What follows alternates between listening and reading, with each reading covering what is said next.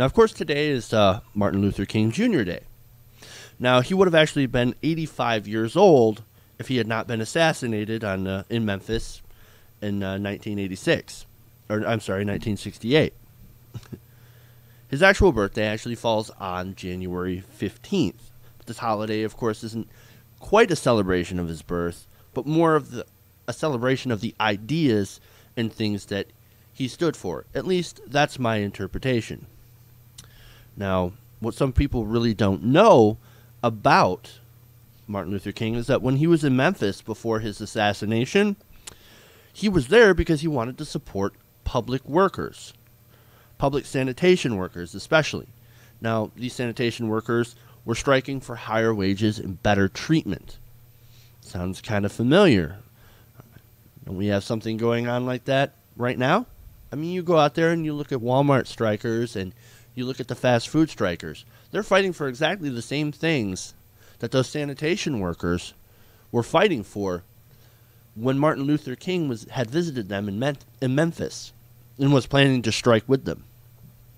Now, while Martin Luther King Jr. was known for his civil rights activism, a lot of people should also recognize him more for challenging the excesses of unregulated free market capitalism, as well as worker rights, and of course, his main theme of economic justice.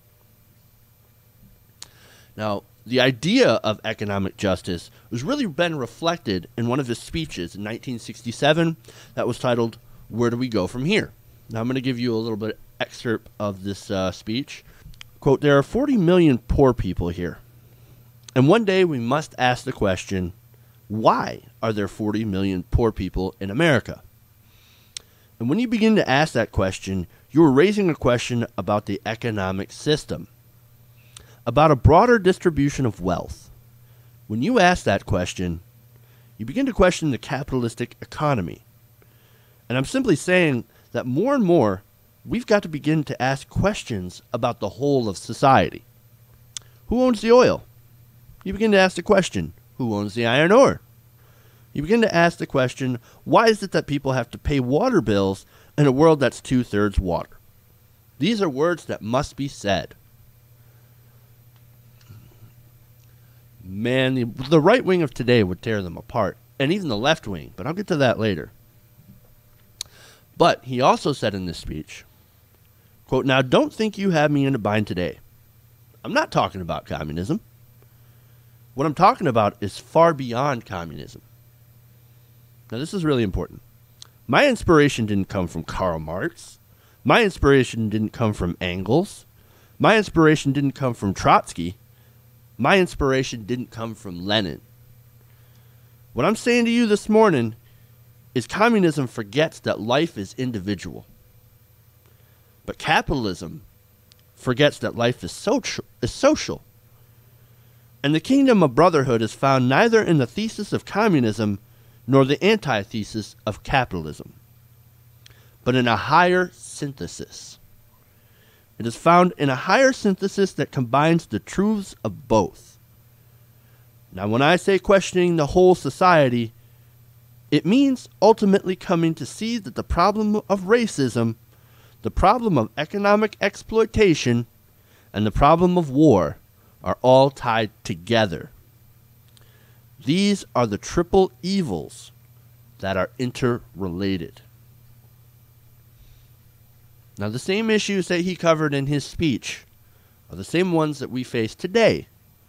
The issues of economic inequality, worker exploitation, and endless war. Now, of course, we don't really have anybody today that's taken up the mantle of Dr. King against those things. Now, President Obama, in one of his recent speeches, claims to be focusing or going to focus on economic inequality. Now, based on his performance of the last 5 years, I'm not quite buying it. His policies are quite centrist, and some are even more to the right of centrist. There's also Pope Francis, but I don't think he counts either, as he may be talking about a lot of these issues, but there's not a whole lot he can really do.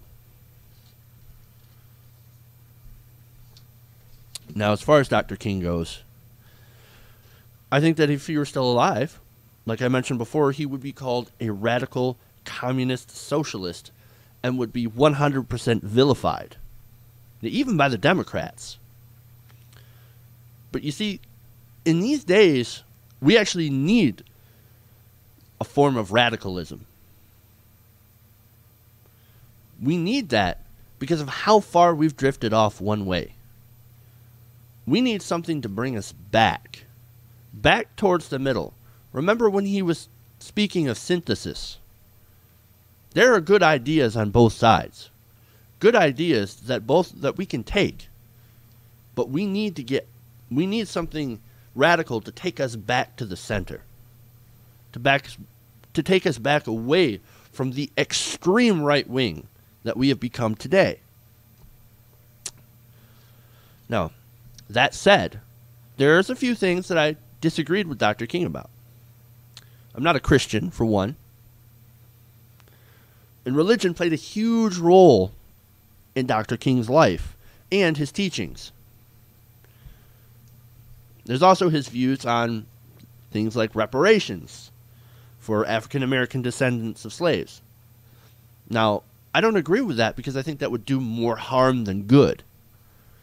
And I'm even sort of torn on affirmative action because I think that the effect, while well-intentioned and good-intentioned, might be doing more harm than good when it comes to race relations. But nonetheless, I see where these things came from, and it comes from a good place.